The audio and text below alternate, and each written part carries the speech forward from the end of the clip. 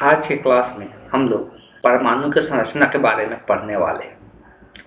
परमाणु की संरचना का बात करते हैं तो बेसिकली पहले थोड़ा चीज़ें बता देते हैं। हम लोग पढ़ते हैं कुछ चीज़ें को ध्यान में रखे जाना बहुत ज़रूरी है कि हम यहाँ पे क्या क्या चीज़ें बताने की कोशिश कर रहे हैं। परमाणु का बात करते हैं तो सबसे ये छोटा कण होता है परमाणु। तत्व एक हम लोग पढ़ते हैं तत्व, दूसरा पढ़ते हैं अणु और पढ़ते हैं अणु हो गया, यौगिक हो गया। तो ये सब टर्म्स ध्यान में होना चाहिए। परमाणु हो गया, ये भी ध्यान में होना चाहिए। तो बात करते हैं यौगिक हो गया, पदार्थ हो गया।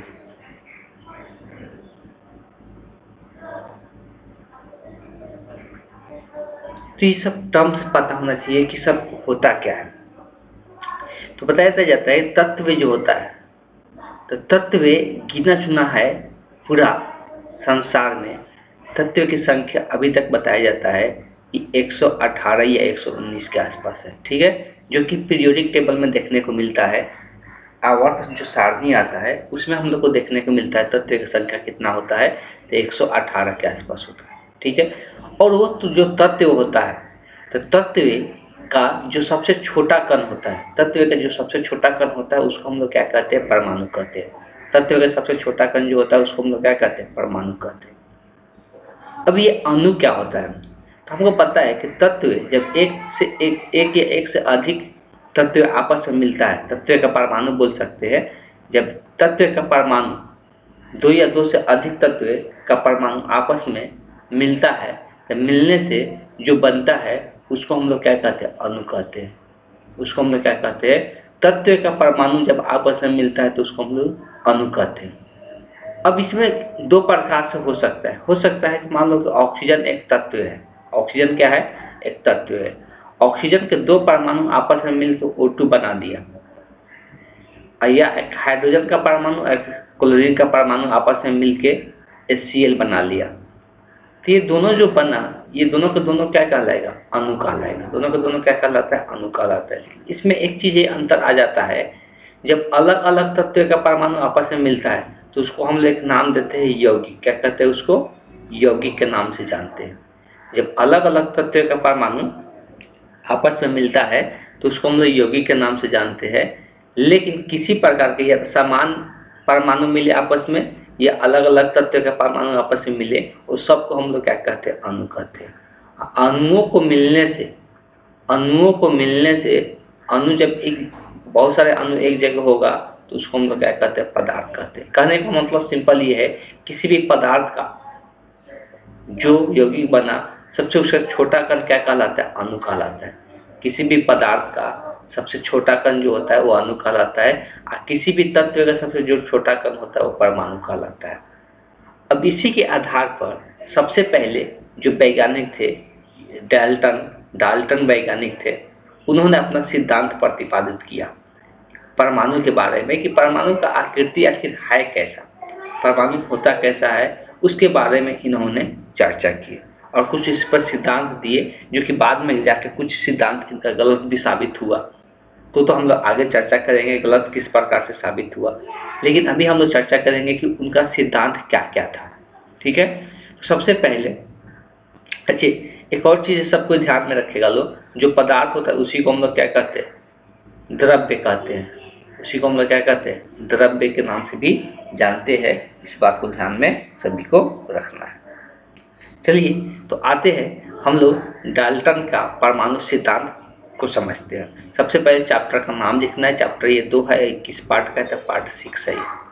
पार्ट 6 का चैप्टर 2 है। चैप्टर का नाम है परमाणु की संरचना, मतलब परमाणु का बनावट कैसा है उसके बारे में इस चैप्टर में हम लोग जानने वाले हैं। स्ट्रक्चर ऑफ एटम, परमाणु को इंग्लिश में हम लोग क्या कहते हैं, एटम कहते हैं, सभी को पता ही होगा।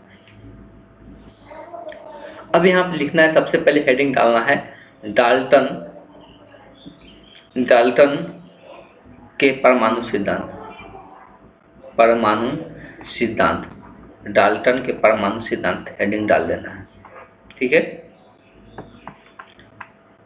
अब इसमें 5 पॉइंट दिया हुआ है। अब पांचों के पांचों इंपॉर्टेंट है, इसलिए लिखना तो पड़ेगा। ये डाल्टन के परमाणु सिद्धांत 5 पॉइंट दिया हुआ है, हम पहले समझा देते हैं, उसके बाद आप लोग 5 पॉइंट को लिख लीजिए।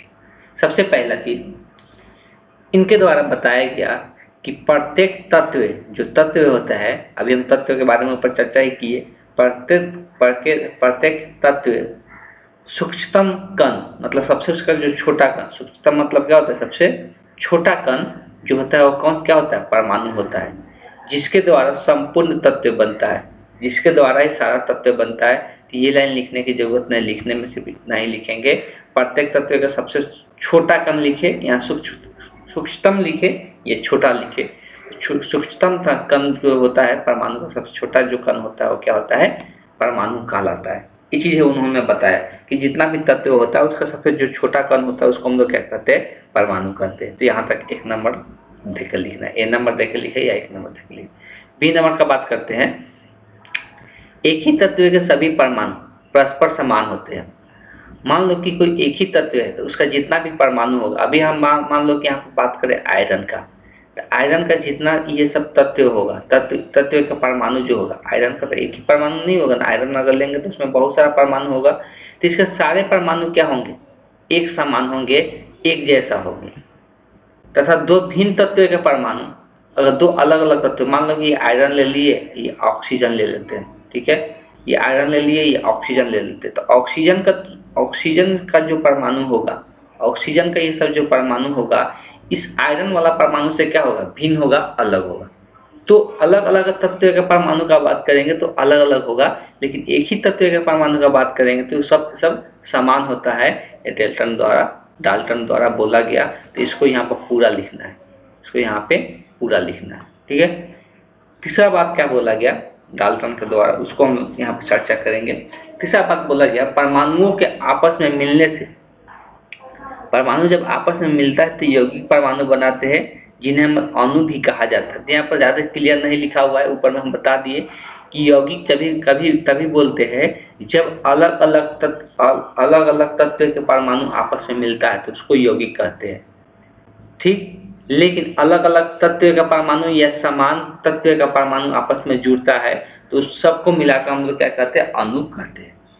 मतलब जो यौगिक होगा उसको अणु कह सकते हैं, लेकिन प्रत्येक अणु को हम लोग यौगिक नहीं कह सकते, ठीक।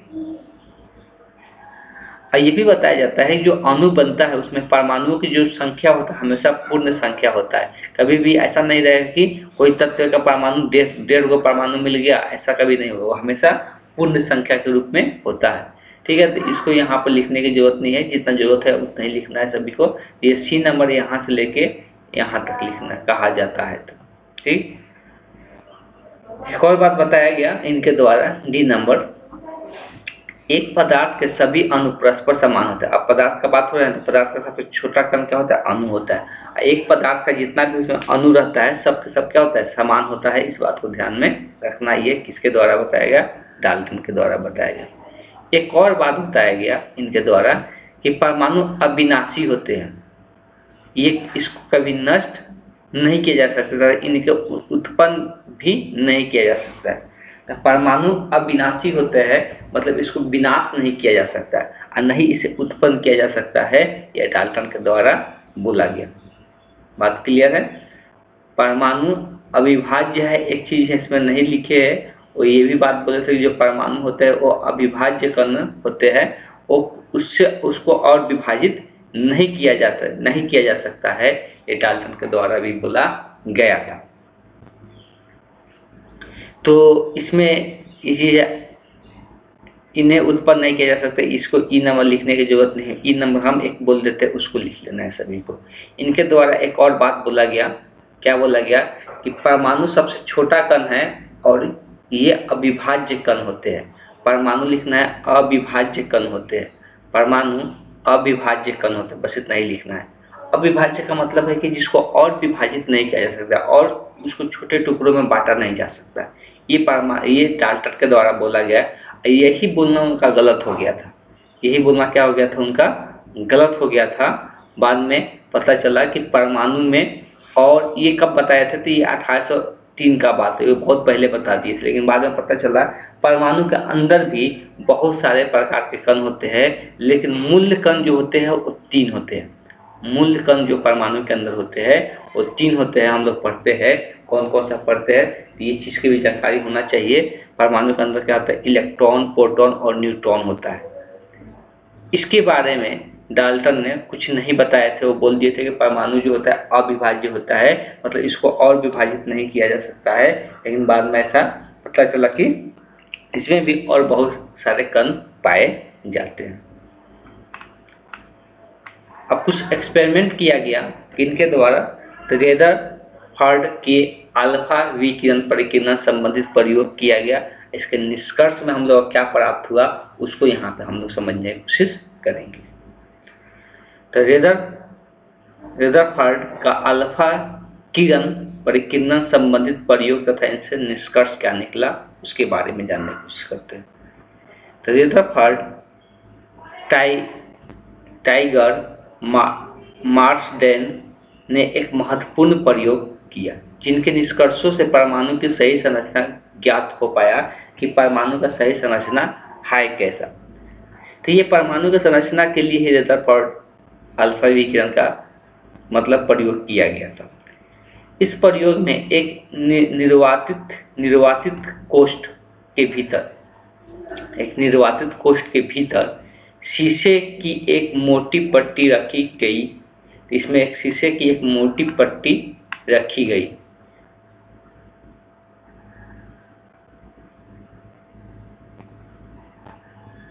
शीशे लेड है यहाँ पर, ठीक है, इसको लेड कहते हैं। शीशे की एक, यहाँ पर देख सकते हैं, शीशे की एक लेड पट्टी यहाँ पे है, ये वाला शीशे की एक मोटी पट्टी रखी गई, जिसके एक संकीर्ण छिद्र था जिससे अल्फा किरण निकाला जाता है। तो ये रखा गया शीशे का, इसके संकीर्ण छिद्र था, इससे यहाँ से अल्फा किरण निकाला जा रहा था। ठीक है, अल्फा किरण के स्रोत, जैसे अब अल्फा किरण हम लोग कहाँ से मिल सकता है, इस बात को चर्चा किया गया है कि अल्फा किरण हम लोग कहाँ से निकाल सकते हैं। कुछ रेडियो एक्टिव तत्व होते हैं जिससे हम अल्फा किरण प्राप्त कर सकते हैं। अल्फा किरण प्राप्त करने के लिए रेडियो एक्टिव तत्व जैसे पोलोनियम का उपयोग किया जा सकता है। पोलोनियम रखा गया था इसमें अल्फा किरण निकालने के लिए। इसमें रेडियो एक्टिव तत्व कौन सा रखा गया था, तो पोलोनियम लिया गया था अल्फा किरण निकालने के लिए। बेसिकली जो अल्फा किरण होता है वो धनात्मक होता है। अल्फा किरण जो होता है उस पर चार्ज कैसा होता है, धन आवेशित होता है। इस बात को ध्यान में रखना। इसके बारे में भी हम लोग अल्फा किरण के बारे में भी आगे चल के हम लोग डिस्कस करेंगे। इस छिद्र के सामने सोने की एक पतली पत्ती जो फॉइल जी रखी गई, जिस पर पोलोनियम के निकलने वाले तीव्र गति अल्फा किरण कण संकीर्ण किरण पुंज के रूप में आपतित होने लगे। अब यहाँ पर देख सकते हैं एक सोने का पतला सा पत्ती रखा गया। सोने का जितना पतला बनाया जा सकता है, सोने का एक पतला पत्ती रखा गया। यहाँ पे कहोगे अल्फा किरण पुंज, ये सोने का पतला सा पत्ती यहाँ पे रखा गया। ये पतला पत्ती नाम, पतला का मतलब चिपटा, ऐसा नहीं कि पतला का मतलब होगा कि एक लाइन जैसा, ऐसा मतलब हो सकते हैं, ऐसा होगा चिपटा होगा। लेकिन ये क्या होगा, एक प्लेट के तरह ही रहेगा लेकिन बहुत पतला रहेगा। सोने का पतला प्लेट बना सकते हैं बहुत, और इसी को यहाँ पे रखा गया है।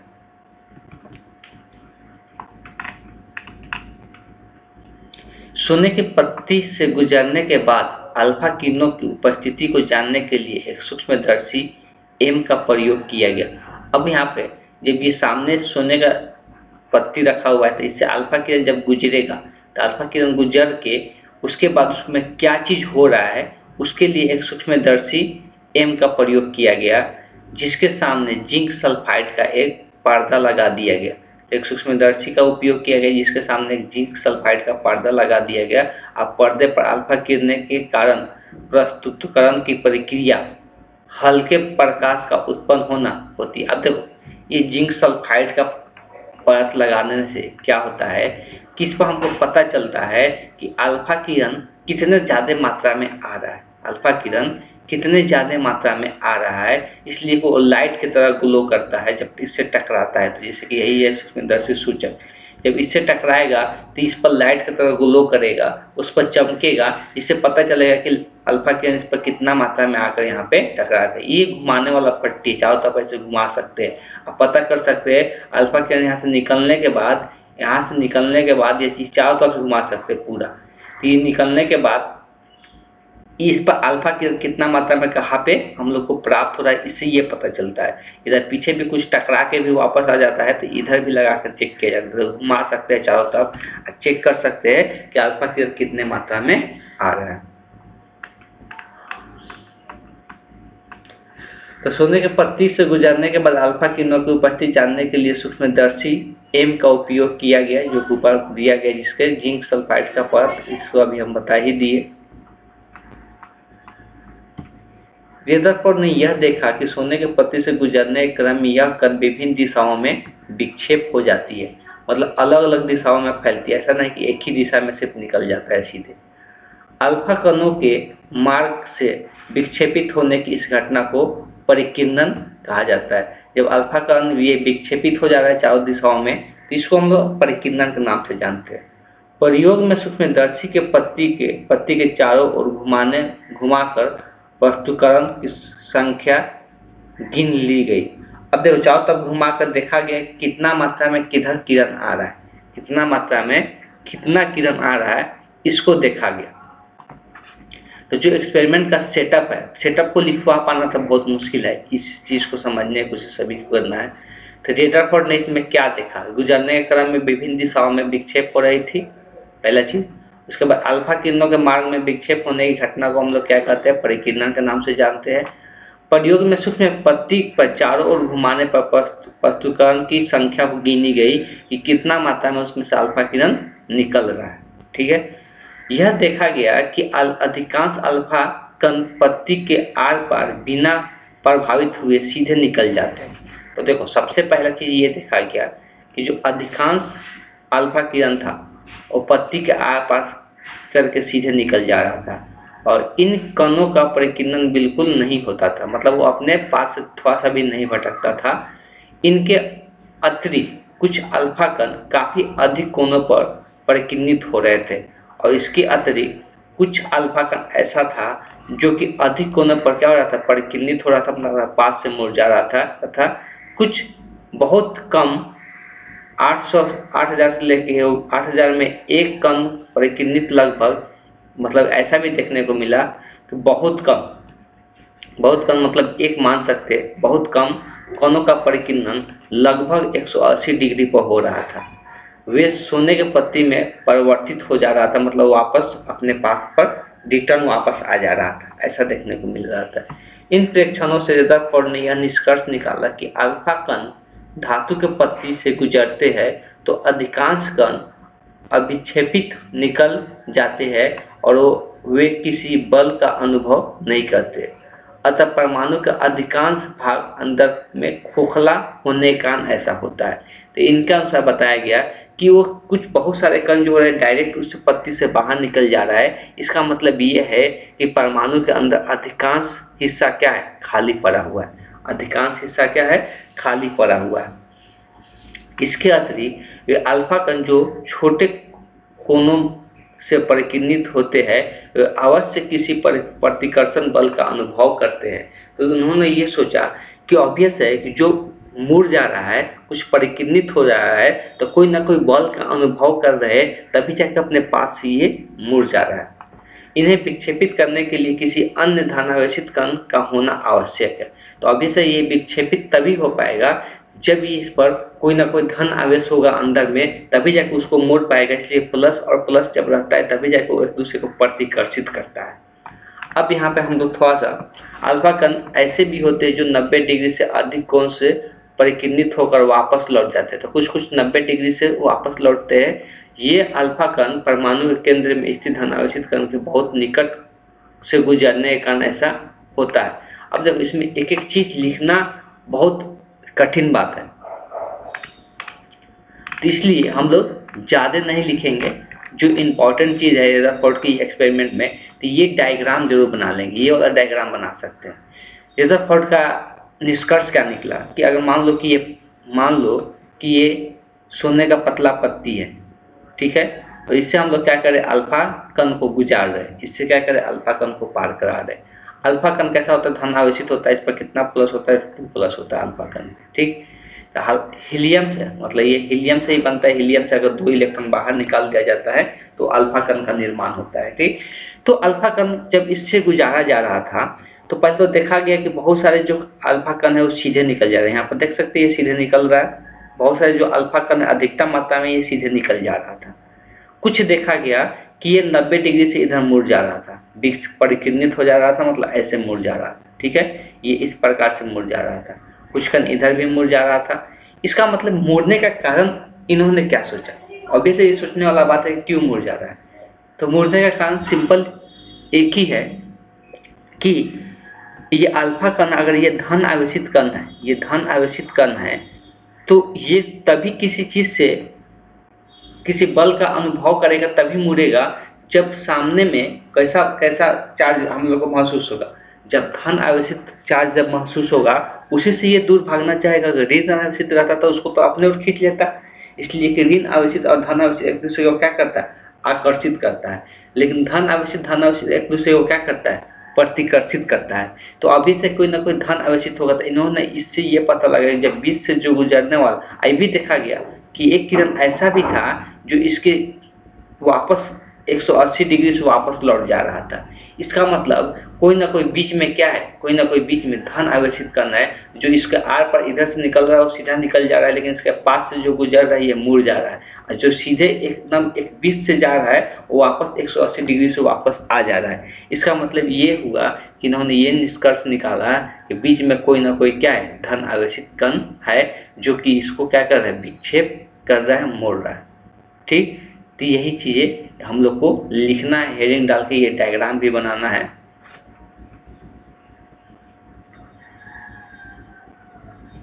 तो यहाँ पे चीजें और 2 चीजें यहाँ से लिख लेंगे। पहले तो इसको हम इंडिकेट कर देते हैं कि परमाणु का अधिकांश भाग, एक तो निष्कर्ष निकाले कि परमाणु का अधिकांश भाग अंदर से खोखला होना चाहिए। दूसरा निष्कर्ष निकाला रदरफोर्ड के, संपूर्ण परमाणु के धन आवेश एक स्थान पर केंद्रित है। रदरफोर्ड ने यह निष्कर्ष निकाला कि परमाणु का संपूर्ण धन आवेश एक स्थान पर केंद्रित है, जो कि वो मोड़ने का काम कर रहा है, ठीक है। सबसे पहले तो ये डायग्राम बनाना, डायग्राम हेडिंग डाल के बनाना है, जो हेडिंग दिया गया रदरफोर्ड के अल्फा किरण के परिकीर्णन संबंधित प्रयोग, कम से कम इतना तो हेडिंग डाल देना है, पूरा नहीं भी लिखना है तो। और इसका क्या निष्कर्ष निकला हो तो हम लोग देख ही रहे। जिसको मन है ये भी वाला डायग्राम बना सकते हैं, इसी का शॉर्ट डायग्राम यहाँ पर बना के दिखाया गया। चलिए सबसे पहले डॉट कर करके सबको लिखना है कि सबसे पहला डॉट लिखना है यहाँ से लेके यहाँ तक। रदरफोर्ड ने यह देखा कि पत्ती से गुजरने वाले कण विभिन्न दिशाओं में मुड़ जाती है, ये तो पहला चीज है। दूसरा डॉट इसको करके लिखना है यहाँ से, अल्फा किरणों के अपने मार्ग से विक्षेपित होने की इस घटना को परिकीर्णन कहा जाता है, ठीक है। तीसरा डॉट यहाँ लिखना है, अधिकांश अल्फा कण पत्ती के आर पार बिना प्रभावित हुए सीधे निकल जाते हैं। फिर लिखना है, कुछ अल्फा कण काफी अधिक कोणों से परिकीर्णित हो जाते हैं, मुड़ जाते हैं, वही घटना हुआ, ठीक। तीसरा लिखना है, बहुत ही कम कणों का परिकीर्णन लगभग 180 डिग्री पर होता है, बस इतना लिखना है, ठीक है। अब आगे शॉर्ट हेडिंग डालना है, रदरफोर्ड के निष्कर्ष, रदरफोर्ड के निष्कर्ष क्या निकला, पहले ये शॉर्ट हेडिंग डालना है, रदरफोर्ड के निष्कर्ष। उसके बाद इसमें डॉट करके 2-3 पॉइंट लिख लेना है। पहला निष्कर्ष क्या निकाला इन्होंने कि परमाणु का अधिकांश भाग अंदर से क्या है, खोखला होना चाहिए। परमाणु का अधिकांश भाग अंदर से खोखला है, खोखला होना नहीं चाहिए, खोखला है लिख लेना है, खोखला है। दूसरा इन्होंने क्या निष्कर्ष निकाला कि रदरफोर्ड ने यह निष्कर्ष निकाला कि परमाणु के संपूर्ण धन आवेश एक स्थान पर, परमाणु के क्या होता है, संपूर्ण धन आवेश एक स्थान पर। हम लोग जानते हैं परमाणु में पहले से, तो अब तो हम लोग जान चुके हैं ना, परमाणु के बीच में क्या होता है, एक धन आवेशित कण होता है, जिसको हम लोग क्या कहते हैं, इलेक्ट्रॉन प्रोटॉन न्यूट्रॉन पढ़ते हैं ना, तो न्यूक्लियस कहते हैं, नाभिक कहते हैं। नाभिक में क्या होता है, प्रोटॉन और न्यूट्रॉन होता है, और नाभिक धन आवेशित होता है प्रोटॉन के कारण, ऐसा हम लोग पढ़ते हैं। ठीक, तो वही चीजें यहाँ पर निष्कर्ष निकल के आया।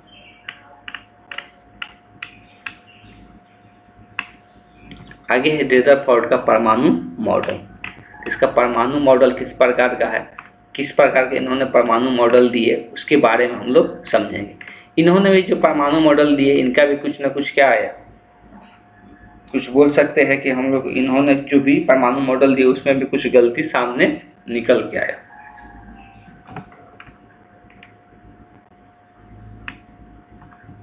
सबसे पहले इसको हम लोग पढ़ लेते हैं, उसके बाद हम लोग इसका जितना पॉइंट होगा उसको हम लोग लिखवा देंगे।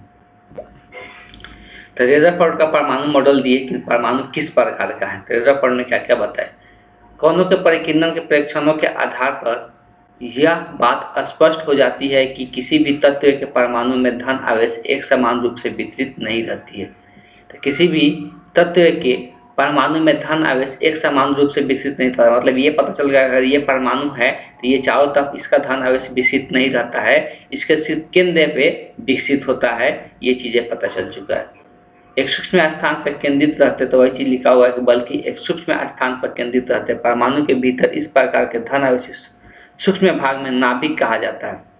तो रदरफोर्ड ने पहला निष्कर्ष निकाला कि जो परमाणु होते हैं, तो परमाणु जो उसका जो धन आवेश होता है वो सूक्ष्म स्थान पर केंद्रित होता है, एक सूक्ष्म स्थान पर केंद्रित होता है। तो धन आवेशित, पहला सबको लिखना है, चलिए हेडिंग डाल ही लीजिए, लिखवाते चलते हैं। हेडिंग डाल लेना है सभी को, हेडिंग क्या करना है, रदरफोर्ड के परमाणु मॉडल। तो पहला परमाणु मॉडल में इन्होंने क्या बताया, एटम मॉडल में कि धन आवेशित एक सूक्ष्म स्थान पर केंद्रित होते हैं। परमाणु कैसे लिखना है, परमाणु के अंदर धन आवेशित एक सूक्ष्म, पहला डॉट करके लिखना है, धन आवेशित परमाणु के अंदर धन आवेशित एक सूक्ष्म स्थान पर केंद्रित होते हैं, जिसे नाभिक कहा जाता है, जिसे नाभिक कहा जाता है या न्यूक्लियस भी कहा जाता है, जिसे नाभिक कहा जाता है। तो पहला पॉइंट इन्होंने दे दिया। ठीक है, आगे चलते हैं।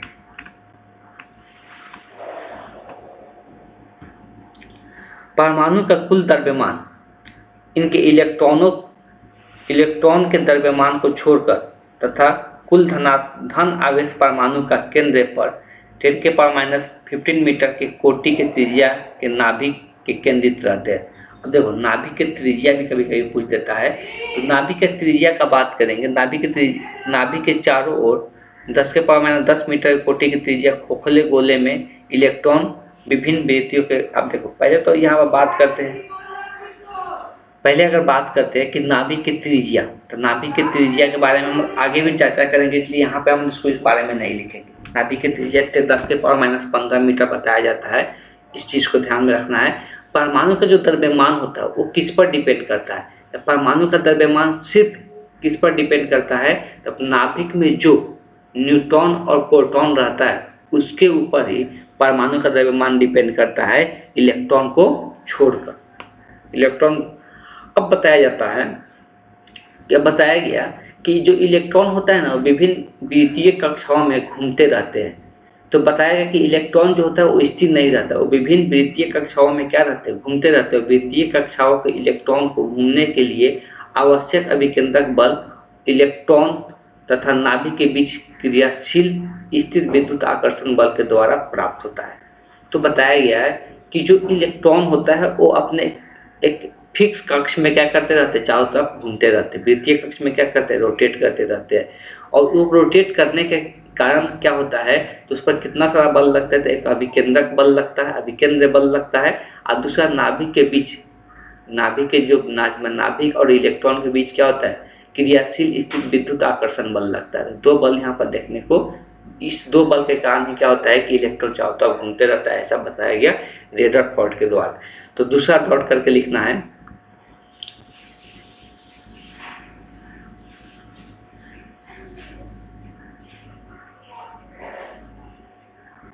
इलेक्ट्रॉन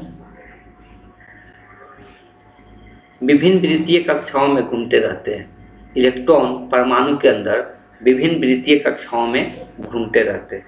विभिन्न वृत्तीय कक्षाओं में घूमते रहते हैं।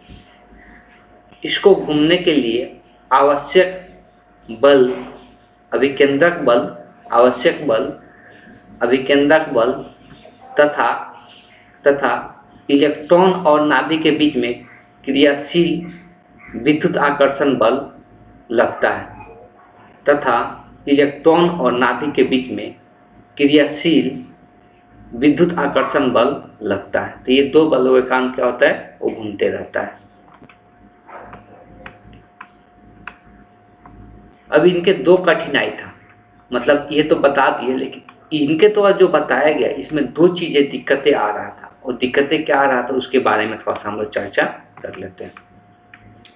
तो पहला दिक्कत है परमाणु अस्थायित्व। परमाणु अस्थायित्व के बारे में, नाभिक के चारों ओर वृत्तीय कक्षाओं में घूमने वाले इलेक्ट्रॉनों पर अभिकेंद्रक बल लगता है, ठीक है, ये तो सबको जानता है, जिससे वो हमेशा केंद्र की ओर त्वरित रहती है। प्रतिनिष्ठ सिद्धांत के अनुसार चूंकि त्वरित आवेशित कण विद्युत चुंबकीय विकिरण उत्सर्जित करती है, जो त्वरित आवेशित कण होता है, जब भी हम लोग जानते हैं कि जो त्वरित आवेशित कण होता है, त्वरित मतलब उसमें हमेशा त्वरण आते रहता है, उसका त्वरित उसमें आवेश है कि कोई भी वृत्तीय कक्ष में घूमता है, कोई भी इलेक्ट्रॉन अगर वृत्तीय कक्ष में घूमता है तो वृत्तीय कक्ष में घूमने के बाद इसमें कुछ त्वरण ही होता है, त्वरण भी इसमें लगता है ना, हम लोग पढ़ते हैं इसमें कुछ त्वरण भी होता है, और उस त्वरण का मान mv/r भी हम लोग लिखते हैं, ठीक है, उसको हम लोग v/r भी लिखते हैं, जिसको अभिकेंद्रक त्वरण हम लोग कहते हैं। अभिकेंद्रक त्वरण इसमें लगता है जब कोई भी चीज वृत्तीय कक्ष में घूमता है तब। ये एक चीज हम लोग पता होना चाहिए, जब भी त्वरित इलेक्ट्रॉन होता है ना, तो त्वरित इलेक्ट्रॉन होने के कारण विद्युत चुंबकीय विकिरण उत्सर्जित होने लगता है, उससे क्या होने लगता है, विद्युत चुंबकीय विकिरण उत्सर्जित होने लगता है। बोल सकते हैं एक्सेलरेटेड पार्टिकल में विद्युत चुंबकीय विकिरण उत्सर्जित होता है, मतलब विद्युत चुंबकीय लाइट के रूप में निकलता है। अतः नाभिक के चारों ओर वृत्तीय कक्षाओं में घूमने वाले इलेक्ट्रॉनों द्वारा विकिरण उत्सर्जित होने के कारण इनकी कक्षाओं की त्रिज्या धीरे धीरे क्या होनी चाहिए, घटनी चाहिए, इसलिए कि विकिरण उत्सर्जित कर रहा है, और जब ये विकिरण उत्सर्जित कर रहा है मतलब कुछ एनर्जी निकाल रहा है, और जब एनर्जी निकालेगा तो इसका धीरे धीरे एनर्जी कम होके ये किसकी ओर आ जाना चाहिए था, नाभिक की ओर आ जाना चाहिए था, अतः उन्हें नाभिक में मिल जाना चाहिए था। अस्पष्टता ऐसा होने पर परमाणु अस्थायी नहीं रह सकता है। तो ये अगर ऐसा बताए तो ऐसा बताने का ये इनका बताना क्या हो गया, गलत हो गया। अगर ऐसा होगा तो फिर उसको नाभिक के पास ही आ जाएगा, लेकिन ऐसा होता नहीं है। तो इनके क्या है, ये कठिनाई है, या बोल सकते हैं इनके ये दिक्कतें हैं जो इन्होंने व्याख्या किए थे। तो पहला गलती कहाँ पे है, तो लिखना है रदरफोर्ड परमाणु मॉडल में दो कठिनाइयाँ। रदरफोर्ड परमाणु मॉडल में दो कठिनाइयाँ। पहला कठिनाई क्या है, ए नंबर देख लिखना है, परमाणु का अस्थायित्व। परमाणु का अस्थायित्व इसमें लिखना है, जब इलेक्ट्रॉन किसी कक्ष में घूमता है, जब इलेक्ट्रॉन किसी कक्ष में घूमता है तो उसमें त्वरण होने के कारण विद्युत चुंबकीय विकिरण उत्सर्जित करती है। उसमें त्वरण होने के कारण विद्युत चुंबकीय विकिरण उत्सर्जित करती है, विद्युत चुंबकीय विकिरण उत्सर्जित करती है।